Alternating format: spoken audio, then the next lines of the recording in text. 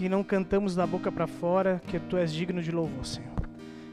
Deus, se estamos aqui hoje é pela Tua misericórdia, é pelo Teu infinito amor. E obrigado, Deus, que esse amor é um amor que quer nos transformar, para que a gente possa viver uma vida abundante. Por isso, Deus, a gente pede, fale conosco mais uma vez, Senhor, abra os nossos corações e mentes, para podermos sair daqui transformados pela Tua verdade. É isso que te pedimos. Em nome de nosso Senhor Jesus Cristo. Amém.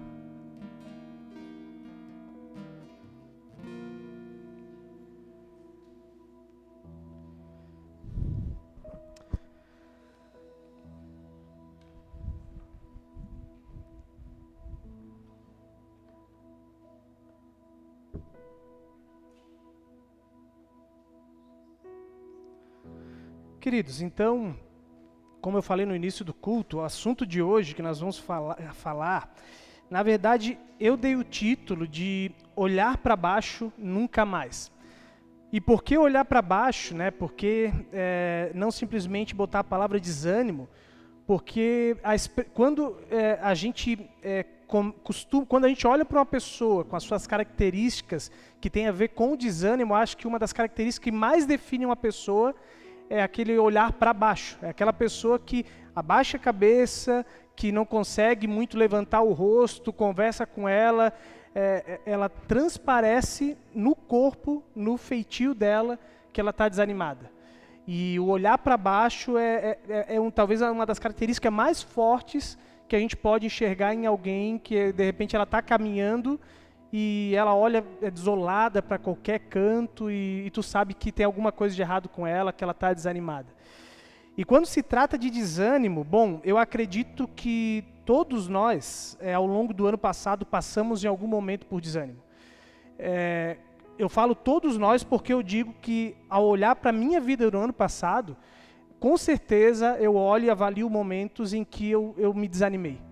Houveram momentos em que eu tive desanimado com o mundo de modo geral, ao olhar as coisas que estavam acontecendo, como as pessoas lidavam em meio à pandemia, tanto no sentido político, quanto no sentido de batalhas entre as pessoas, falas entre as pessoas, como as pessoas lidavam consigo, né, com palavras duras. Então, durante muitas vezes, eu admito que ao longo do ano passado eu me desanimei com o mundo onde a gente vivia e várias vezes eu pensei, olha, não deveria ser o principal motivo, mas eu pensei, olha, que bom se Jesus voltasse logo, quanto antes, porque realmente é aquela história, para o mundo que eu quero descer. E muitas vezes eu pensei assim. Muitas vezes eu me desanimei com o próprio povo de Deus. E eu falo tanto, muitas vezes, com a nossa igreja pontualmente, quanto a nossa igreja luterana, em algumas questões que aconteceram ao longo do ano passado e outros anos também. Desanimei com o povo cristão ao longo do ano passado, em relação até mesmo, muitas vezes, o testemunho que, por um lado, em alguns lugares a gente se alegrava, sim, né, em meio à pandemia, mas por outro lado também era motivo de vergonha aquilo que os cristãos fizeram, e eu não quero citar exemplos para não dar a entender nenhuma igreja específica, mas muitas vezes eu desanimei com o povo de Deus por N motivos. E ainda por último, eu tenho que dizer que muitas vezes eu desanimei comigo mesmo, porque quantas vezes, né, ao longo do ano passado, ao me confrontar com a palavra de Deus, e ela revelar questões pontuais da minha vida, aos quais eu precisava crescer. E talvez muitas vezes eu já tinha ouvido de Deus essas coisas há tempos atrás. Muitas delas, coisas que de repente eu já venho lutando há anos. E de repente, ano passado, novamente eu me deparava de repente com características pessoais, onde eu tinha que dizer, olha, eu estou frustrado comigo mesmo, porque eu já deveria estar muito mais maduro em relação a isso, deveria estar agindo muito diferente, e novamente eu me deparo com atitudes assim. E eu não sei, eu acredito que, se a gente for sincero, todos nós, em algum momento no ano passado, a gente teve momentos de desânimo. E eu acredito que os motivos não vão ser muito diferentes dos quais eu citei aqui, em relação a a uma questão mais geral, a questões mais específicas, chegando até o ponto de se decepcionar com a gente mesmo. Ou quem de nós, de repente, não ficou frustrado com o nosso país em relação à política, a própria corrupção, que a gente, ainda que as coisas ainda não estão bem apuradas, né? Mas a gente sabe que houve muito desvio de dinheiro em meio à pandemia. E, de novo, a gente tinha expectativas. Quem de nós aqui não ficou frustrado com o nosso país, com os políticos, né? Então, a gente tinha grandes expectativas, talvez, nas últimas eleições a nível federal, que o país talvez ia ser um país novo. E a gente viu que pouca coisa provavelmente mudou, porque realmente a mudança que o nosso país precisa é muito mais profunda. E quando a gente bota a esperança em seres humanos, não tem outra coisa que vai acontecer, senão a gente se frustrar em algum nível. Então eu acredito que todos nós, de alguma forma, a gente passou por um ano ao qual a gente teve coisas boas, sim, a gente se alegrou, mas houveram muitas decepções, muitos motivos de desânimo. E a minha pergunta para você hoje é: o que você faz para superar esses momentos de desânimo na sua vida? E eu não quero falar de desânimo aqui, não no sentido de depressão, até porque a depressão já é um nível de desânimo que precisa de um tratamento específico, geralmente com acompanhamento médico, remédios e assim por diante.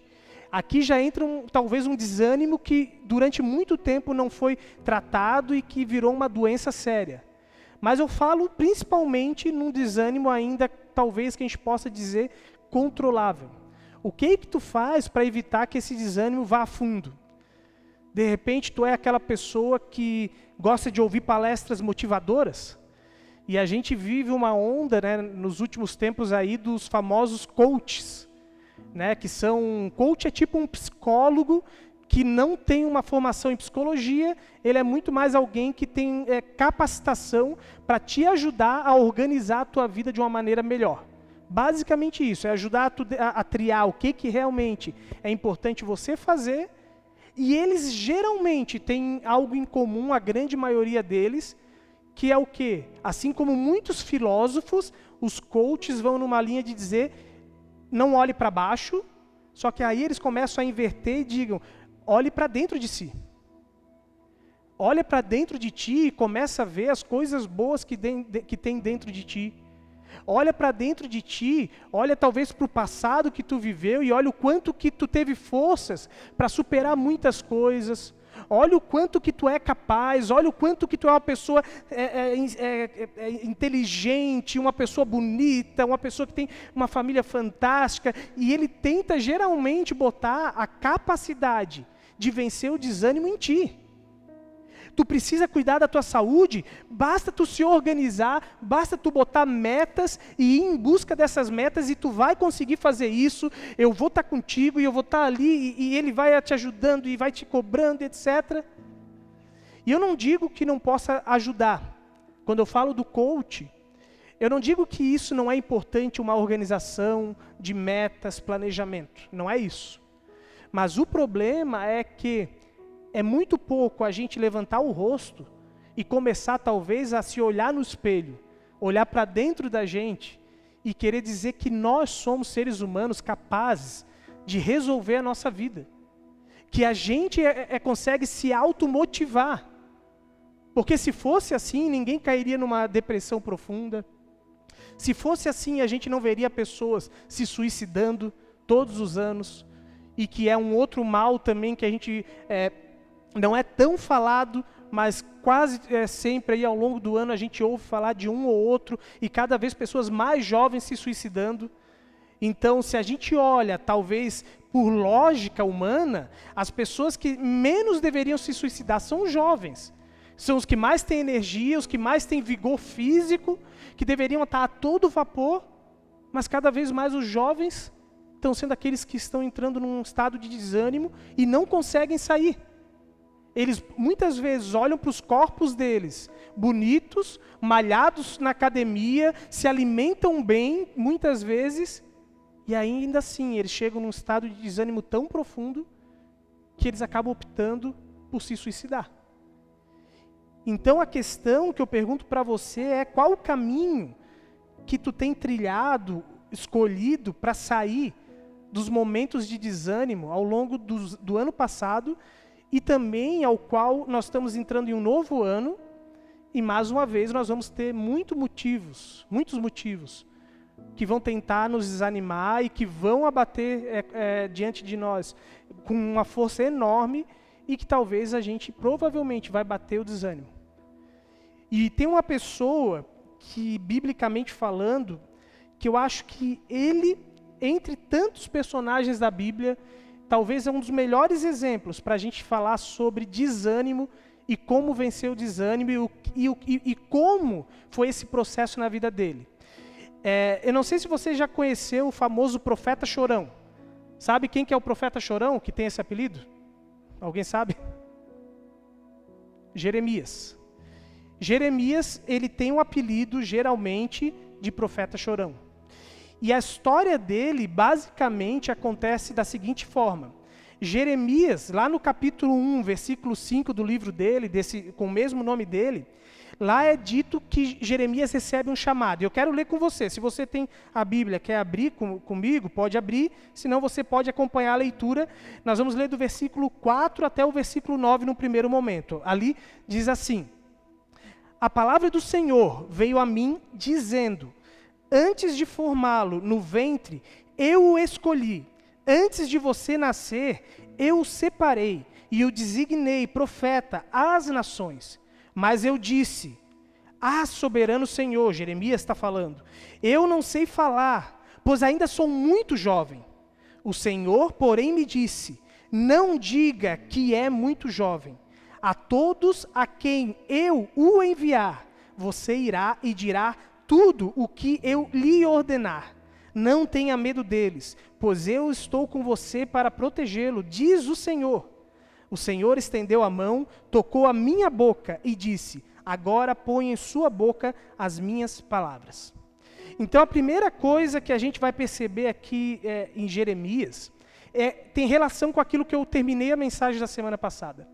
Jeremias, ele era alguém que tinha completa convicção do chamado de Deus para a vida dele. E lembram, como eu falei até agora há pouco na abertura do culto, ansiedade é vencida com uma mudança de perspectiva. A gente muda o foco de construir o nosso reino e a gente passa a viver em função da construção do reino de Deus. Quando isso acontece, ou como isso acontece na nossa vida, com todos nós, em algum momento da nossa vida, vai haver um chamado de Deus para a nossa vida. E Jeremias, ele deixa bem claro aqui, quando ele diz: a palavra do Senhor veio a mim. E o que Deus falou para mim? Ele disse: eu vou botar a minha palavra na tua boca e tu vai falar às pessoas o que você deve falar. Então, em primeiro lugar, o que a gente precisa perceber é o seguinte: todos nós, o desânimo de todos nós, acima de tudo, vai acontecer a partir de um chamado. A relação de desânimo na vida de um cristão inicia muitas vezes a partir de um chamado. Porque, ainda que o chamado é um privilégio na nossa vida, ser chamado por Deus para poder levar o evangelho, levar a boa notícia do amor dele, ainda assim, quando a gente fala de levar o evangelho não fala somente do amor de Deus. O evangelho, a gente diz na teologia, no estudo da palavra de Deus, que o evangelho é lei e evangelho. Nós pregamos a regra, a justiça, nós falamos da condenação de Deus e falamos do amor de Deus, da justiça que foi feita em Jesus e do amor.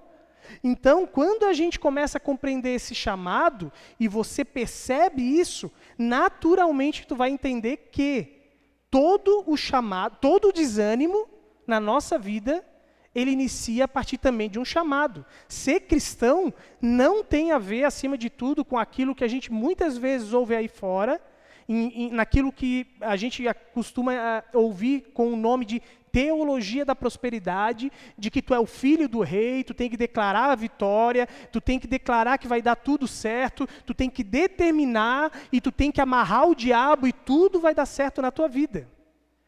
Não é assim. Não é de acordo com a nossa vontade, não é isso que acontece. Até porque, quando a gente vai olhar para o que acontece aqui com Jeremias, ele tem um chamado específico ao qual ele não vai falar para o povo de Israel sobre o amor de Deus. O chamado dele, inicialmente, é para falar da condenação. Ele já foi enviado por Deus com o propósito de dizer que Deus já tinha tomado uma decisão em relação ao povo de Israel, que Deus iria trazer a Babilônia para poder, assim, executar o castigo sobre o povo. Deus não iria mudar de opinião. Deus não iria mudar, de forma alguma. Ele tinha um chamado que era extremamente difícil. E aí, queridos, eu não sei se você lembra, eu vou mais uma vez citar, no ano retrasado, quando a gente logo começou a pandemia, eu trabalhei uma série com o tema, a gente nem tinha cultos presenciais, era só um online ainda, a sala de espera de Deus. A gente olhou para o profeta Abacuque. Então, Jeremias é um profeta que tem um período muito parecido com o profeta Abacuque. Assim como Abacuque estava anunciando a chegada da Babilônia, Jeremias também veio anunciar ao povo de Israel a chegada da Babilônia, o juízo que Deus iria fazer através da Babilônia. Só que aí, olha o que acontece nos versículos 14 do capítulo 1 até o versículo 16, olha o que Jeremias disse. O Senhor me disse: do norte se derramará a desgraça sobre todos os habitantes dessa terra. Eu estou convocando todos os povos dos reinos do norte, diz o Senhor. Cada um virá e colocará o seu trono diante das portas de Jerusalém, virão contra todas as muralhas que a cercam e contra todas as cidades de Judá. Pronunciarei a minha sentença contra o meu povo por todas as suas maldades, porque me abandonaram, queimaram incenso a outros deuses e adoraram deuses que as suas mãos fizeram. Eu pergunto para você, se você tivesse a responsabilidade, e nós temos, de falar do juízo de Deus, como você acha que as pessoas iriam reagir ao ouvir uma palavra como essa, dizendo: olha só, deixa eu dar uma notícia para vocês, eu venho em nome de Deus. Deus me mandou dizer para a cidade de Cristal que Ele está enviando vários povos, várias cidades da vizinhança que vão rodear a cidade e vão destruir a nossa cidade de Cristal por causa do pecado do seu povo, não é do pecado daqueles que não temem a Deus. Deus vai pegar aqueles povos que não temem a Ele e vai trazer aqui e vai destruir todas as igrejas da cidade por causa do seu pecado, do nosso pecado. Será que algum de nós iria receber de maneira boa um pastor vindo falar isso aqui? E não é um pastor de fora, é um conterrâneo. Então, uma pessoa do meio do povo de Israel, um cristalense, se levanta e ele começa a denunciar o pecado. E ele começa a dizer que coisas horríveis vão acontecer. E é esse o problema que acontece com ele. Quando as pessoas começam a ouvir a Jeremias anunciando o que ia acontecer, eles ficam revoltados. Que história é essa? Tu, um profeta de Deus, uma pessoa que vem falar em nome de Deus, tem que falar coisas boas, não coisas ruins. Tu tem que falar do amor de Deus, não da condenação. Tu não está falando coisa com coisa. E aí, no capítulo 12, a gente vai dar um salto aqui, no versículo 7 ao 13, Jeremias começa a falar do desânimo que começa a se abater sobre a vida dele por causa do ministério que ele recebeu. Olha o que ele diz: eu abandonei a minha família, deixei a minha propriedade e entreguei aquela a quem eu amo nas mãos dos seus inimigos. O povo de minha propriedade tornou-se para mim como um leão na floresta. Ele ruge contra mim, por isso eu o odeio. O povo de minha propriedade tornou-se para mim como uma toca de hiena. Pairam a qual as aves de rapina. Reúnam todos os animais selvagens, tragam-nos para o banquete. a minha vinha foi destruída por muitos pastores, os quais pisotearam a minha propriedade. Eles tornaram a minha preciosa propriedade num deserto devastado. Fizeram dela uma terra devastada, e devastada ela pranteia diante de mim. A terra foi devastada, mas não há quem se importe com isso. Destruidores vieram sobre todas as planícies do deserto, pois a espada do Senhor devorará esta terra, de uma extremidade à outra. Ninguém está seguro. Semearão trigo, mas colherão espinhos. Cansaram-se de trabalhar para nada produzir. Estão desapontados com a colheita por causa do fogo da ira do Senhor. Então essas pessoas começam a se irar, e ele começa a dizer, olha, as pessoas começam a me perseguir. E o pior de tudo se dá quando no capítulo 20, versículos 7 ao 10, Jeremias começa a realmente ser sincero com Deus e demonstrar o desânimo, a revolta dele contra Deus. Olha o que ele fala, capítulo 20, 7 ao 10. Senhor, tu me enganaste, e eu fui enganado. Foste mais forte do que eu e prevaleceste. Eu sou ridicularizado o dia inteiro. Todos zombam de mim. Sempre que falo, é para gritar que há violência e destruição. Por isso a palavra do Senhor trouxe-me insulto e censura o tempo todo.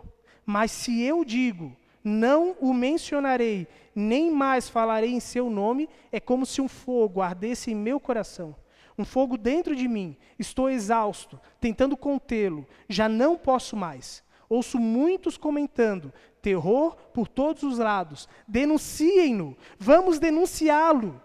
Todos os meus amigos estão esperando que eu tropece. E dizem, talvez ele se deixe enganar. Então nós o venceremos e nos vingaremos dele. Imagine-se como um cidadão dessa terra, chegando ao ponto de cumprir o chamado de Deus para a tua vida, dizer, eu vou parar de viver de maneira ansiosa, eu vou assumir o chamado de Deus para a minha vida, e talvez você pense, agora o meu ano vai ser um ano fantástico. E o que eu preciso, em primeiro lugar, deixar claro para ti, que aceitar o chamado de Deus não é algo fácil. Por mais que a gente tenha algo nobre nas nossas mãos, a tendência é que cada vez mais as pessoas vão se voltar contra o Evangelho. Vão se voltar contra aquilo que a gente vai falar. Porque para anunciar o amor de Deus, é necessário denunciar pecados. E, queridos, não há pessoa na face da terra que, ao ter que denunciar os pecados dos seus parentes, dos seus amigos, e ouvir esse tipo de coisa, chegar aos ouvidos, sabia que o fulano está falando isso de ti, que o ciclano está falando mal de ti, eles estão dizendo que eles vão te denunciar, que eles vão te pegar, que eles vão te prender. Talvez tu andar na rua e pensar que tu pode a qualquer momento ser apedrejado. Quem de nós não iria dizer para Deus, Deus, tu me enganou. Servir a ti não é aquilo que eu esperava. Eu esperava bênçãos em cima de bênçãos.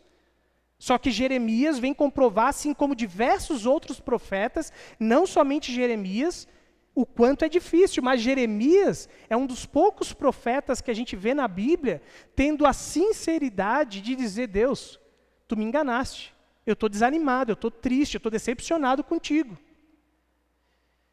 O que foi que Jeremias fez para conseguir continuar servindo a Deus?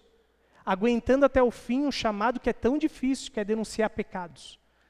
Perder amigos, perder bens, perder tudo em prol de obedecer o chamado de Deus. Ser perseguido, o que foi a diferença? Nós vamos entender a partir de dois textos aqui. Eu volto para trás, que é Jeremias capítulo 12, versículos 5 e 6, onde Deus, quando no primeiro momento Jeremias está falando com Deus e reclamando, olha o que Deus fala para ele.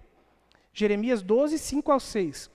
Se você correu com homens e eles cansaram, como poderá competir com cavalos? Se você tropeça em terreno seguro, o que fará nos matagais? Até mesmo seus irmãos e a sua própria família traíram você e o perseguem aos gritos. Não confiem neles, mesmo quando lhes dizem coisas boas. Então Deus chega para ele e responde a oração dele e diz: olha, por que tu está desanimado? Se tu não consegue nas coisas pequenas, com seres humanos pequenos, não são pessoas de grande poder, nem têm grande estrutura, tu já desanima diante de qualquer crítica. De qualquer ser humano, tu já desanima. Qualquer fala de pessoas, qualquer coisa que as pessoas te acusam, injustamente, tu já fica fragilizado. Como é que tu quer que eu te use de uma maneira ainda maior? O que tu espera ser exaltado, se nas pequenas coisas tu já desanima? E aí a gente vai ver no capítulo 20, versículo 11, Jeremias dizendo o seguinte: mas o Senhor está comigo como um forte guerreiro. Portanto, aqueles que me perseguem tropeçarão e não prevalecerão. O seu fracasso lhes trará completa vergonha. A sua desonra jamais será esquecida. Queridos, nessa fala de Jeremias fica claro o que era a diferença da vida dele. E que é a coisa mais simples que a gente deveria entender, mas a gente precisa ser lembrado. O caminho para vencer o desânimo e a dificuldade de seguir a Jesus, de ser discípulo dele, de ir pregar o evangelho, e saber que assim como os profetas foram perseguidos, assim como os discípulos foram perseguidos, e Jesus diz para eles: se perseguiram a mim, também perseguirão a vocês. O caminho para vencer é dizer: o Senhor está comigo. O Senhor está comigo o tempo todo. É o que Paulo diz: orai sem cessar. E a oração é um relacionamento com Deus o tempo todo. O Senhor está comigo. Eu não sei se você lembra, há uns anos atrás, era quando eu era, eu acho que criança, não faz muito tempo, mas existiam uns anéis, chamados anéis do humor. Lembram disso? Alguém lembra? Esses anéis do humor, na minha época, faziam muito sucesso. A Jeane, como professora, se ela não usou esse anel, ela deve lembrar que isso era uma febre no meio dos adolescentes e das crianças. E o anel do humor era tipo aquela casinha do tempo que diz que vai prever o tempo, é parecido com isso. A pedra do anel mudava de cor e tu deveria saber qual é o teu humor, de acordo com a cor que tivesse. Aí, se está verde, tu está de bom humor. Se mudava para uma cor escura, tu estava de mau humor, tu estava feliz, etc. Aquilo lá, assim como a casinha do tempo, que dizem que tem uma influência ali da umidade, etc., tinha influência do clima, não tinha nada a ver com a questão do teu humor. Era a influência de outras coisas que mudavam a cor da pedra. Quando funcionava, ainda tinha essa questão. E por que eu estou citando isso? Se fosse para a gente ter um anel que pudesse falar do nosso relacionamento com Deus, do quanto que, assim como Jeremias, ao invés de ele permanecer olhando para baixo, mas ele volta o rosto dele para cima, para o Deus dele, aquele que está com ele o tempo todo, que esse é o caminho, olhar para cima que ele trilha. Ele diz: Deus está aqui comigo o tempo todo. Eu olho para cima, não para baixo, eu olho para o Deus que está agindo na história. Não é o para cima somente para o céu, mas ele olha para cima, levanta o rosto e olha para as coisas que estão acontecendo desde o livro de Gênesis. O Deus que controla a história, o Deus que está agindo na história do povo de Israel, e que esse povo ali continua sendo guiado por ele, ainda que eles seriam castigados durante um breve momento, para que pudesse haver arrependimento, e através dele, o Messias, Jesus, pudesse chegar. Ele olha para cima e ele diz: eu consigo permanecer firme até o fim no meu chamado, porque eu sei que Deus está comigo.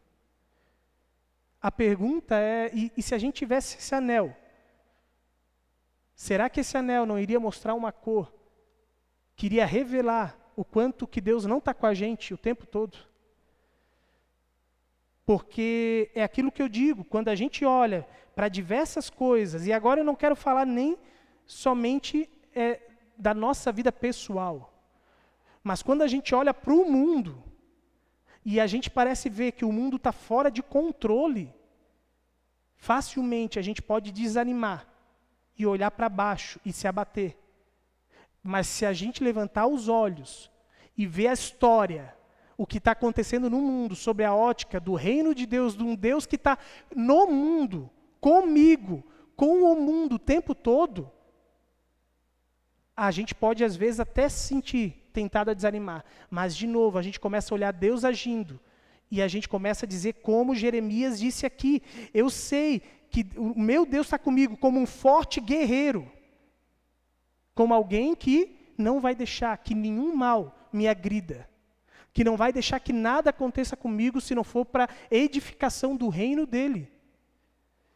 O problema é que por a gente não levantar os olhos e ver o Deus que está com a gente no mundo, agindo nesse mundo e não lá longe, como se estivesse olhando a história, por a gente talvez olhar para as coisas que acontecem muitas vezes dentro da nossa família, dentro da nossa igreja, a gente se abate de tal maneira a ponto de dizer, eu não vou me esforçar mais.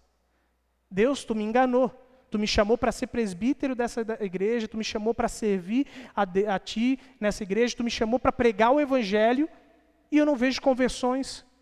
Tu me chamou para poder, eu aceitei um chamado de poder te servir dentro da comunidade e as coisas parecem que só pioram. Deus, tu me enganou. Deus, eu me dispus a pregar o evangelho e convidar pessoas para vir na igreja e ninguém aceita. Nenhum dos meus amigos ouvem o evangelho e acolhem o evangelho, tu me enganaste. Só que a questão é, o problema não é Deus. O que faz com que a gente desanime, na verdade, são os nossos desejos, as nossas vontades, as nossas expectativas irreais. No fundo, a gente muitas vezes tenta levantar os olhos e cria expectativas que não são as que Deus queria que a gente criasse. E geralmente, as expectativas, geralmente há 3 coisas que moldam as nossas expectativas e é por isso que a gente desanima tanto ao longo de um ano. Em primeiro lugar, a primeira coisa que costuma desanimar a gente é a nossa mente. São os valores que a gente cria, são as emoções que a gente tem na mente. O que eu digo com isso? Queridos, todos nós, de alguma forma, fomos criados por famílias, dentro de uma cultura específica, ao qual a gente aprendeu muitas coisas. E muitas vezes a gente não aprendeu a lidar com as emoções de uma maneira adequada, não aprendeu a reagir diante de falas de pessoas, diante das críticas.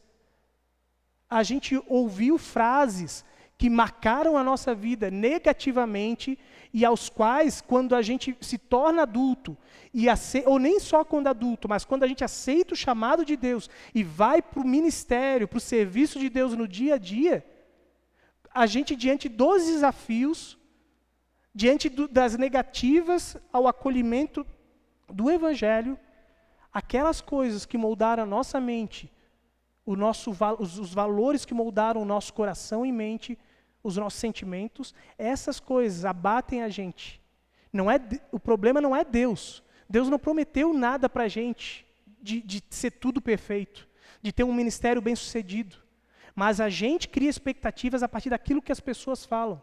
Por exemplo, se você for esforçado, você vai ser bem sucedido na vida. Todo mundo que é esforçado vai ser bem sucedido. E de repente você entra para o ministério e tenta ser o melhor possível. Ministério, de novo, eu não estou falando pastoral, eu falo para servir a Deus. E você pensa, eu faço o meu melhor e nem tudo dá certo. E você se abate, talvez por valores errados. Uma segunda coisa é que o nosso próprio corpo, ele é um complexo, um fator que gera diversos impulsos na gente e que influenciam a nossa vontade. O que eu quero dizer com isso? A maior parte do nosso sistema corporal funciona sem ajuda. O corpo, ele reage sem a gente ter um controle de verdade dele. Tem a ver até com aquilo que eu falei também um pouco na questão da mensagem da ansiedade.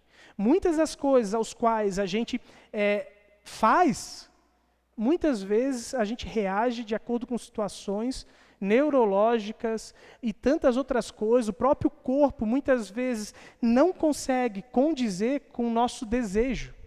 A gente não tem, muitas vezes, o vigor físico que a gente gostaria de ter. Muitas vezes o nosso corpo, ele reage de uma maneira totalmente diferente. Sabe aquela história? Eu vou ficando velho, a cabeça está jovem, mas o corpo já não reage não reage como antes. Muitas vezes é assim. O nosso corpo não condiz com aquilo que o nosso espírito condiz.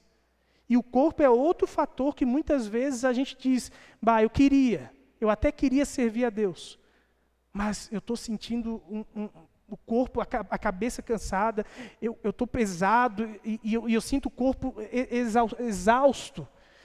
Eu tento acordar de manhã, mas o sono me abate, eu estou estressado, e às vezes a gente até quer fazer as coisas para o reino de Deus, mas o corpo, até mesmo a gente sente dores por causa do psicológico abatido. As doenças que é dito como psicossomáticas. O corpo, por N fatores ao longo da nossa história, de repente, como a gente viveu a infância, talvez por se alimentar mal a vida inteira, por não fazer exercícios, a gente sofre com o corpo hoje. E o desânimo abate a gente por causa de algo que não é um fator diretamente de Deus. A gente às vezes pensa assim, isso é batalha espiritual, é o diabo que está tentando me desanimar, ele está tentando me destruir para impedir que eu pregue o evangelho. E não que não tenha batalha espiritual, mas muitas vezes é simplesmente eu colhendo a irresponsabilidade que eu tive com o meu corpo e do próprio pecado que ainda reina sobre a gente. Porque muitas vezes a gente talvez descobre uma doença que limita a gente e que tu é obrigado a dizer, eu até gostaria de fazer isso, aquilo, mas de repente tu tem uma enxaqueca que não te permite fazer nada naquele dia. E ainda eu diria que tem um terceiro fator que desmotiva a gente, a própria cultura que a gente vive. Nós vivemos numa sociedade altamente influenciadora das pessoas. E aí as coisas que a gente ouve na sociedade, as coisas que acontecem no nosso dia a dia, como eu falei, muitas vezes nos desmotivam. Nós vivemos numa sociedade que ela não é uma sociedade que anima as pessoas. Pouquíssimas pessoas são aquelas que elogiam, que têm a cultura do elogio, que têm a cultura da motivação. Nós vivemos numa cultura da crítica. E as pessoas ainda mentem que criticam, é uma crítica positiva. Mas geralmente as pessoas não conseguem chegar em alguém para elogiar. A maior parte das vezes, quando as pessoas nos buscam, é somente para criticar. É somente para apontar os nossos erros.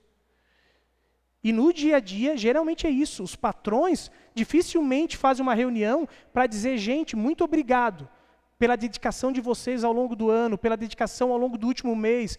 Quantas vezes a gente tem encontros, reuniões em equipes da igreja, etc., para dizer, que bom que está tudo acontecendo bem, etc. Na maioria das vezes é só para avaliar o que tem para melhorar. Dificilmente para agradecer, para honrar a Deus, para dizer obrigado. Geralmente é obrigado, mais. E aí se usa aquela técnica que os empresários, etc., aprenderam, antes de fazer uma crítica, faz um elogio. E aí se você vai ver alguns livros, como aquele livro Como Influenciar, Como Fazer Amigos e Influenciar Pessoas, um dos pontos que ele vai dizer é, não critique as pessoas. A crítica não leva a lugar nenhum. Elogie. O problema é que a gente vive numa cultura de crítica. Dentro de casa a gente vive criticando o esposo, a esposa, os filhos. Dificilmente a gente consegue ter palavras de motivação dentro de casa. Aí a gente vai para o trabalho, é mais crítica, e a gente só sabe criticar os outros. Dificilmente a gente chega e diz assim, tudo bem, aconteceu, deixa quieto, errou, beleza, bola para frente. Mas às vezes fica lá brigando horas e horas por causa de um erro. E aí como é que a gente não vai desanimar? É difícil. Mas, de novo, o que Jeremias fez para vencer todas essas coisas que também na vida dele aconteciam? Ele levantou os olhos e viu Deus na vida dele. Ele se relacionou com Deus, ele dialogou com Deus, ele viveu um relacionamento com Deus. E querido, e minha querida, eu queria dizer o seguinte, eu vou pedir para ti, Evelyn, botar aqui um triângulo. Tu dá uma passada, vai passando para frente. Eu vou botar os três porque eu já me alonguei demais, eu vou ter que ser bem breve agora aqui. Vai passando, até chegar no Espírito Santo. Até chegar no Espírito Santo aí. Quando achar o Espírito Santo, Aí depois tu volta. Acha o Espírito Santo para mim aí. Achou aí? O que eu queria sair daqui te desafiando é o seguinte. Esse triângulo aí com uma super arte que eu fiz, que a Stephanie deve ter uma inveja da arte que eu fiz. Ela vai me contratar para trabalhar com ela. Queridos, 3 coisas você precisa fazer na sua vida esse ano para ver esse relacionamento. Em primeiro lugar, começar a adotar uma nova história na tua vida. É uma mudança de pensamento, é uma mudança de mente. Se você quer vencer o desânimo ao longo do ano, nos momentos difíceis, do chamado de Deus de dizer, eu vou viver focado no reino. E o que isso significa? É viver numa perspectiva de conhecer a Deus acima de tudo. É simplesmente se relacionar com Ele. É simplesmente buscar o amor dEle. Antes de fazer para Deus, a gente precisa estar com Jesus. Jesus não chamou a gente para estar correndo que nem um louco. Ele não chamou a gente para estar preocupado ao longo de 2022 com o corpo e com a vida. Ele não chamou a gente para estar preocupado de ter o melhor carro do ano, de ter a melhor casa e etc. Ele não chamou a gente para botar um monte de meta para o nosso reino e trabalhar em prol de conseguir o máximo de dinheiro para conseguir cumprir os nossos planos egoístas em torno do nosso prazer pessoal. Ele chamou a gente para buscar Ele em primeiro lugar e todas as outras coisas vos serão acrescentadas. Então a primeira coisa é, busque, acima de tudo, adotar uma nova história e conhecer a Jesus acima de tudo, é isso que importa. Segundo lugar, entre as disciplinas espirituais, aí eu vou pedir para ti voltar. Volta bem rápido, dá para voltar? Está congelado ali a imagem?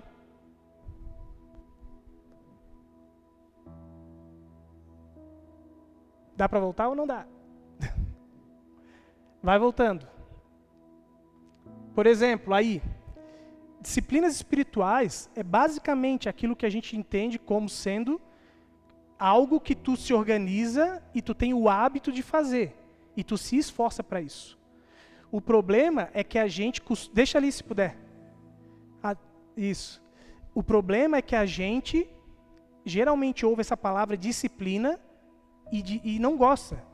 Até porque disciplina parece uma coisa assim de ser duro, né? Os pais disciplinam os filhos. E geralmente o jeito dos pais disciplinarem os filhos é com dureza. Mas a disciplina não é a correção. Disciplina é você ser alguém que faz aquilo comumente e se esforça para fazer alguma coisa na vida. E se você quer se relacionar com Deus, há 2 tipos de disciplinas que a gente precisa se habituar a fazer. Disciplinas de abstenção, deixar de fazer coisas que são, por exemplo, aprender a estar sozinho, solitude, é tempo sozinho com Deus, onde não tem ninguém ao nosso redor, celular, nada que possa atrapalhar, e a gente vai ficar um bom tempo em silêncio e sozinho, aprendendo a não estar rodeado de pessoas. O silêncio ao qual muitas vezes a gente vai ter que aprender justamente a silenciar a cabeça, que é o mais difícil. A esquecer o celular, esquecer outras pessoas, dizer, eu estou indo lá para a praia, não vou levar celular, se alguém morrer, tu me busca que eu vou estar lá naquele canto. Ao contrário, fora disso, ninguém me incomoda, que eu vou ficar 1 hora lá, sozinho, em silêncio, e não quero ninguém lá. Eu vou estar lá no lugar sozinho para buscar a Deus. Eu vou sair do barulho da cidade, eu vou ir para um lugar isolado, onde ninguém vai poder me atrapalhar e vir atrapalhar o meu tempo com Deus. É me abster de coisas boas. Nem sempre é ruim, é me abster de coisas boas. E aí entra outras questões aqui que eu não vou me aprofundar. Passa para outra. Para frente.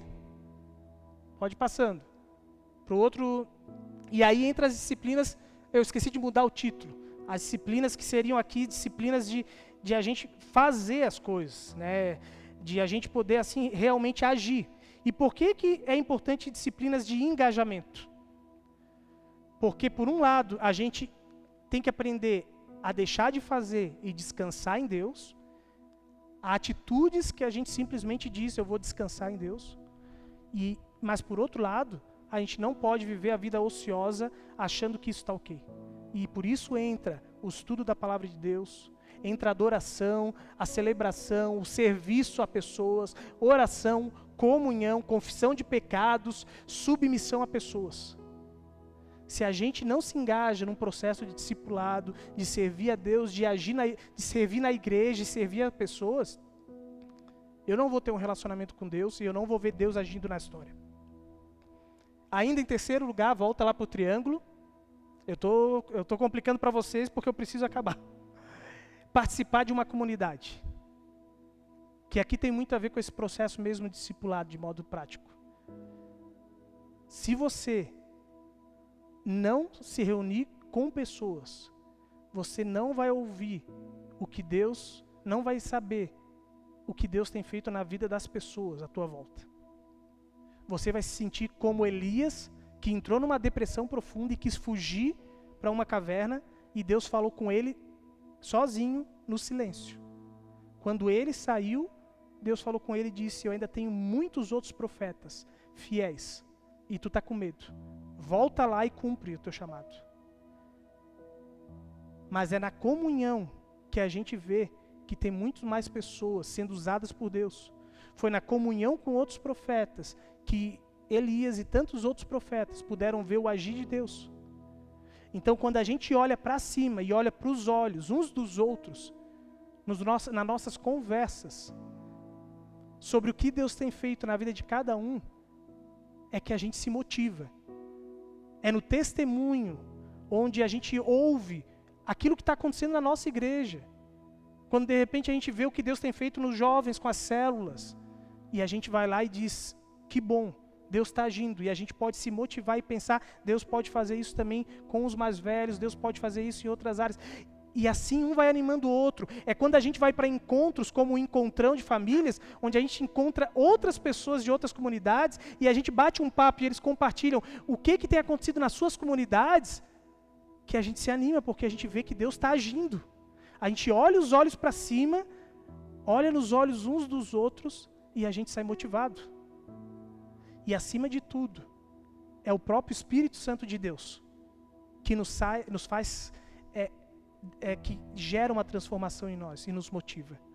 É Ele que, em meio às piores situações, pode dar a paz que excede todo entendimento. É Ele que pode dar alegria, mesmo em momentos de tristeza, em momentos que a gente olha para aquilo que está acontecendo na nossa vida e a gente pensa: não tem futuro. E talvez a gente tenha certeza que não tenha futuro. Assim como Paulo chega ao final da carreira dele e ele sabia que ele ia morrer, mas ele olha para trás e diz: eu combati o bom combate, eu guardei a carreira, eu fiz aquilo que me era confiado, e eu não me arrependo do que foi lá atrás. É o Espírito Santo que nos dá essa certeza de que, mesmo em meio a uma certeza de que o pior vai acontecer, o pior é o começo, simplesmente, da vida eterna. De a gente poder ir para o reino de Deus e finalmente não precisar mais se estressar com o mundo do jeito que está, entre aspas. E eu termino com as 3 perguntas. Bota as 3 perguntas direto. Pelo que você está desanimado? O que talvez ao longo do ano passado, ou talvez você inicia o ano desanimado? O que tem influenciado o teu desânimo? Mente, corpo ou cultura? O que mais tem atrapalhado você de continuar servindo a Deus, de talvez você dizer: eu não estou nem mais afim de seguir aqui na igreja, eu quero me afastar de tudo que tem a ver com igreja, eu quero ficar no meu cantinho, eu quero ver a minha vida de fé pessoal, buscando a Deus na minha casa e Deus. Não quero nem mais falar de Deus para as pessoas, porque as pessoas são ignorantes, elas não entendem o Evangelho. O que tem te atrapalhado? É a tua mente, é o teu corpo, é o mundo. E que hábitos você precisa acrescentar à sua agenda em 2022 para conseguir manter os olhos no alto? Que disciplinas de abstenção ou de engajamento que você precisa começar a vivenciar na sua vida? Eu vou pegar e mandar esses quadros sobre disciplinas. E vou ver se eu consigo mandar alguma coisa além também no nosso grupo da igreja de WhatsApp ao longo da semana. Para a gente poder refletir um pouquinho mais sobre disciplinas espirituais. E eu queria te desafiar a não passar essa semana sem botar no papel o que você vai começar a fazer, de hábitos novos, para conseguir manter os olhos para cima, manter o ânimo elevado, porque pode ter certeza, vai ser mais um ano onde a tua mente, o teu corpo e a cultura vai tentar destruir a gente. E aí, se você quer entender que nós estamos numa batalha espiritual, sim, nós estamos também. E que o próprio diabo também vai tentar nos afastar de Deus e desanimar a gente de cumprir o nosso chamado. Assim como Jeremias. Mas Jeremias seguiu firme até o fim, fazendo simplesmente o que era mandado. Ninguém se converteu naquele momento. Ele não colheu frutos, mas ele fez o que Deus esperava dele. Que Deus nos abençoe a sair daqui hoje animados. Quero te pedir para você baixar sua cabeça e ter um tempo de oração agora. E eu quero, nesse tempo de oração, pedir para que você, em primeiro lugar, coloque diante de Deus o que tem te desanimado.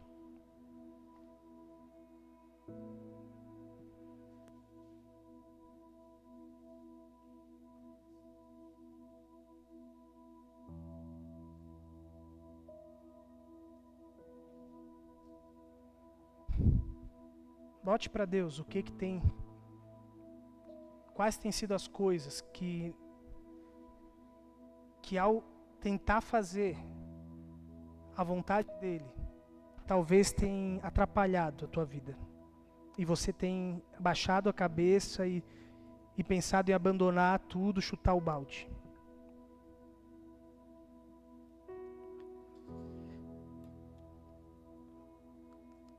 E diga para Deus que você quer, de hoje em diante, desse ano em diante, conseguir fixar os olhos no consumador da tua fé, que é Jesus. Quer viver um relacionamento profundo com Ele.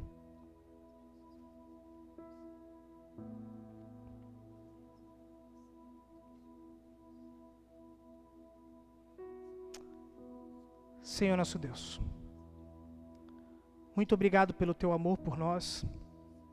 Muito obrigado, Deus, pela verdade que é falada aqui, ainda que muitas vezes dura, e mesmo que a gente já saiba de cor. Senhor Deus, perdão, Deus. Perdão porque nós vemos num mundo que resolveu se afastar de Ti, que assim a nossa mente, o nosso corpo e a própria cultura, Deus, é uma cultura, um mundo ao qual, de todas as formas, tenta nos desmotivar. Deus amado, queremos viver um ano animado, ainda que seja talvez um ano desafiador. Ainda que talvez muitos que estão hoje aqui ouvindo essa palavra, talvez estão colhendo consequências do seu chamado, no trabalho de ser fiel a Ti, de ser correto com as contas, de ser correto em relação à lei, aquilo que aconteceu na pandemia, de serem obrigados talvez a fechar a sua loja, talvez pessoas perderam empregos por respeitar a lei. E Deus, talvez tantas pessoas estão colhendo de diversas formas as consequências de serem obedientes a Ti, Senhor, de serem fiéis a Ti. E talvez o desânimo tenta bater, Deus. Mas eu te peço, renove o ânimo dessa pessoa. Senhor, que essa pessoa consiga fixar todos os dias os olhos nos Teus olhos, Senhor Jesus. Que através da Tua palavra, Deus, o ânimo, a esperança seja renovado. Senhor Jesus, que a gente consiga sair daqui dispostos a viver um relacionamento profundo todos os dias, Deus, desse ano. Lendo a Tua palavra, tendo uma comunhão profunda, Senhor, contigo, porque somente assim nós vamos conseguir chegar ao final do ano bem, sem cair numa depressão profunda, sem talvez pensar até mesmo em nos matarmos, Deus. Eu te peço, Deus, que Teu Santo Espírito, que é poderoso, Deus, torne todo o desânimo, toda a tristeza no coração de qualquer pessoa aqui, Senhor, por qualquer motivo, em alegria. Que todas as pessoas saiam daqui ainda que muitas vezes cansadas, Deus, alegres, Deus, para continuar te servindo, Deus, para continuar priorizando o reino de Deus e sabendo que todas as outras coisas serão acrescentadas. É isso que nós te pedimos, no nome santo de teu Filho Jesus. Amém.